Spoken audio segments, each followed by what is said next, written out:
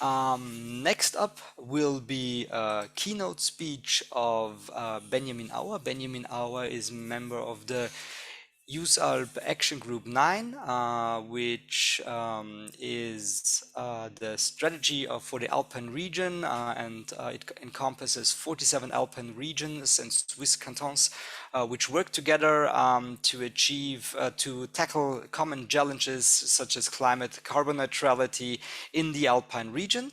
And ALPGRIDS is one of those Alpine space projects that actually contributes to the USALP strategy. So, Benjamin, I hope you're there. Yes, I am. Good morning. Good morning. So I will stop sharing my screen now and give you the opportunity to share your screen and show your presentation.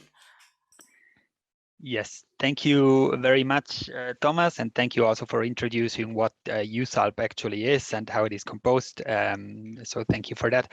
I'm glad to be here this morning with you. Thanks for the invitation, and I will walk you through a little bit what one specific action group 9 in USALP is doing, and especially what we're doing on the topic of energy communities. So I will just show you my presentation. Okay, so well, my name is Benjamin Auer. I work at the Energy Agency of South Tyrol, Casa Klima, and I'm here as co-leader of the USALP Action Group 9 together. We're co-leading this action group together with Auvergne-Rhône-Alpes Energie Environnement. So together with Patrick, who is here as host. The Action Group 9 is one of the 9 action groups of the EU macro strategy for the Alpine region. It is the last one of the Pillar 3, Energy and Environment. The Action Group has the motto to make the territory a model region for energy efficiency and renewable energy. And it is currently composed of 21 organizations from all the Alpine countries, and 7 observers. There are approximately 40 people in the group. That is because some organizations are present with more than one person. The goals of the work of the Action Group 9 are outlined in an action plan by the European Commission, which gives guidance on possible projects and indicators and how to measure the success of the strategy. And these activities regard clean, safe, and low carbon generation. They regard generation, distribution, and storage of energy. And a big focus is on energy efficiency or the reduction of energy demand across the Alpine region. The Action Group 9, the work of the Action Group 9 is structured in 4 fields of action, or also called subgroups. You can see them here on the screen. They're called energy policies and planning, energy efficiency, renewable energies, and smart grids and smart villages, actually. So all the members and observers of the action group work in these 4 fields of action. A few examples of the activities that are carried out within these fields of action are, for example, the development of USALP key performance indicators for sustainable building standards. There is a huge potential, as you for sure know, for energy efficiency in the building sector and for reducing energy demand in the building sector. We work on promoting local energy management systems to help municipalities to reach their climate goals. There are all the different, you can see here on the screen, some of the logos of some of the main programs to support municipalities implement energy management systems and reach their climate protection goals. We work on so we carry out activities on energy efficiency in enterprises to support enterprises reducing their energy demand, and also simply analyzing the potentials they have within their enterprises to improve their energy efficiency. And this is quite an important focus area at the moment. Green hydrogen for the Alps. We have established a working group on hydrogen for the Alps, and we have formalized a cooperation between, if I remember correctly, 9 alpine regions that want to develop joint projects on infrastructure for hydrogen mobility. So this is another one of the topics we're working on quite intensely right now. We cooperate with science and research institutions quite a lot to make expert knowledge accessible for strategic policy planning. So over the last few years, we have carried out a number of studies on the different topics, on some of the topics I've mentioned and on other ones.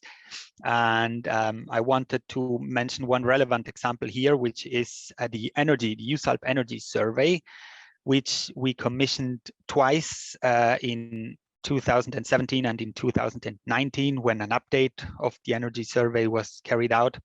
This was done by URAC Research, which is based here in Bolzano. And the USALP Energy Survey provided an overview of the energy situation and an outlook on future developments in the Alps through collection of data and through interviews with regional energy managers and energy coordinators to produce this very interesting and very nice study. USALP Energy Survey 2019 or 2017 in this case. And you can see here an extract, a little bit of what was published in this study. I'll show you one of these figures on the next slide in slightly more detail.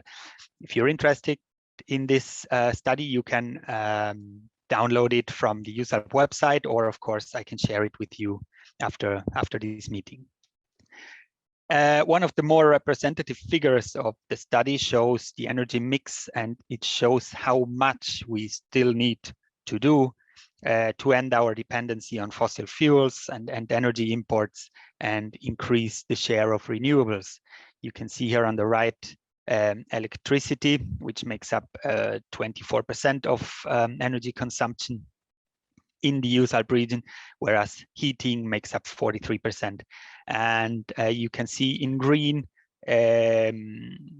detailed the amount of this energy demand which is covered by renewable energy sources. So in the case of electricity, we have 40% of electricity demand covered by renewable energy sources, and of these 40%, 80% are covered by hydropower, for example, and 3% are covered by wind power. So just to give you an idea on how to read this figure, which I think represents quite nicely the situation of energy consumption in the Alpine region.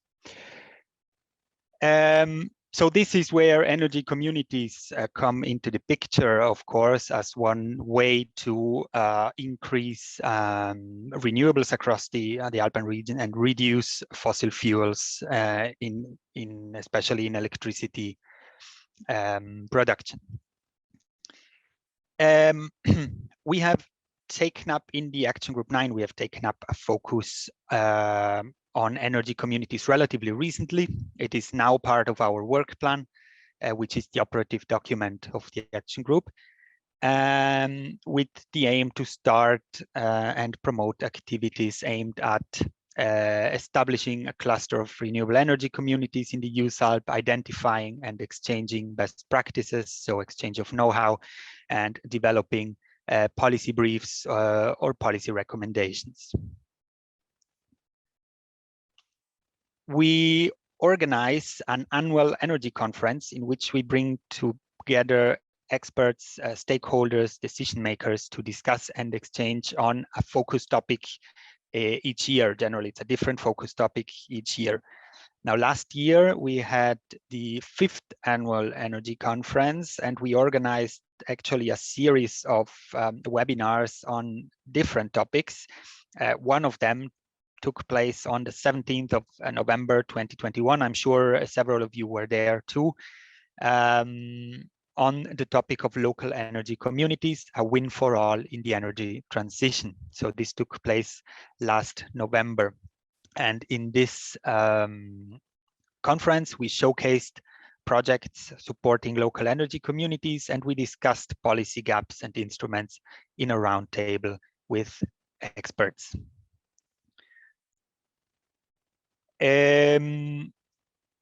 Very important, we need to enter the policy cycle. So the energy conference is, of course, one means to reach out to the expert and decision maker community and also to the wider public.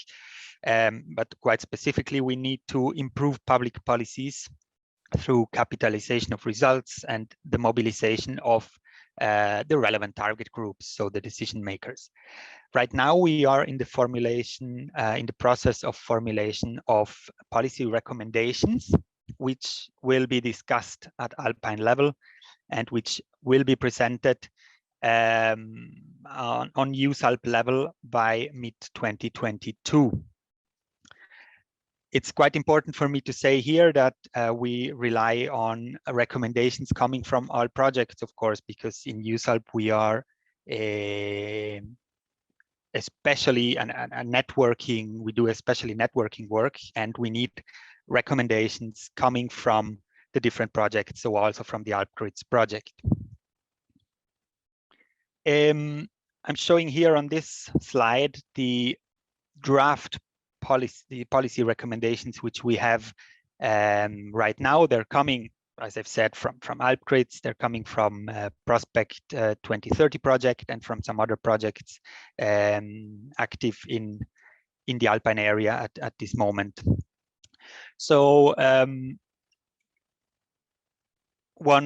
I'll just quickly fly through these policy recommendations. So promoting energy communities as a policy instrument, so communication action, strengthening the technical and financial capacities of local actors to support initiatives, facilitate the exchange of know-how and good practices, to promote business models, to support, to set up KPIs and benchmarks, to compare data and achievements, and to support the development of toolkits which facilitate the feasibility evaluation and economic sustainability. So these are some of the policy recommendations we are working on right now, but which will be reworked and republished at a later stage this semester. The next step will be to take these recommendations into so-called USALP policy tables, where we will discuss these policy recommendations together with others from these 4 fields you can see here on this slide. So renewable energy communities will be one of 4 policy tables in which we will try to come up with policy recommendations on USALP level to be published in a formal document in mid-2022. So to sum up my presentation, in the USALP we are working quite intensely now on the issue of energy communities, which will play a central part of our work in the AG9 in the next future.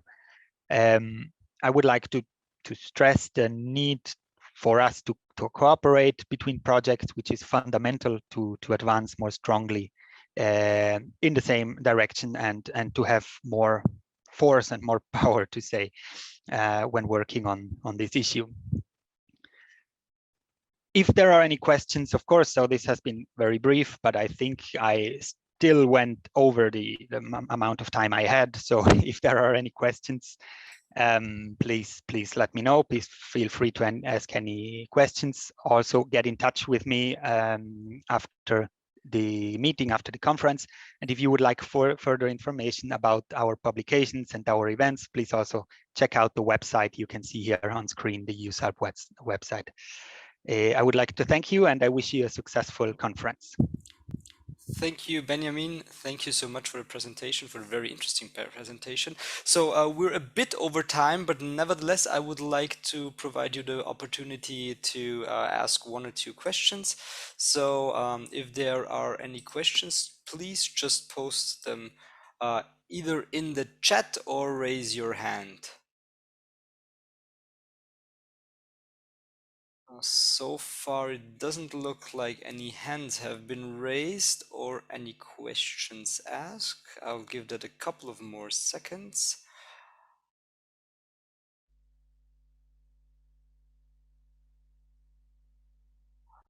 So then I will briefly ask one question. You mentioned that you were evolving policy briefs. So what's in your opinion the largest issue or the largest obstacle you have to tackle if it's about policy brief, if it's about policy changing, inducing policy change? What's the biggest obstacle you normally have to tackle?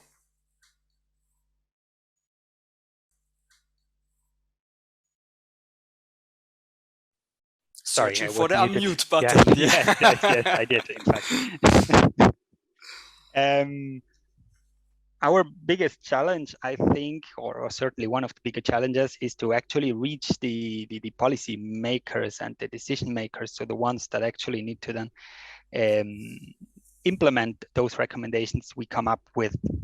And I think there's quite a big need to improve this link from between the development of the policy recommendations from a technical point of view, from an expert point of view, to actually getting it then out to decision makers. And we've seen that it's sometimes quite challenging to get decision makers and policy makers around the table to discuss and promote these policy recommendations. So I would say that's certainly one of the bigger challenges. All right, thank you. Thank you so much. Thank you for the presentations. Thank you for being here and showing USOLP AG9 to us.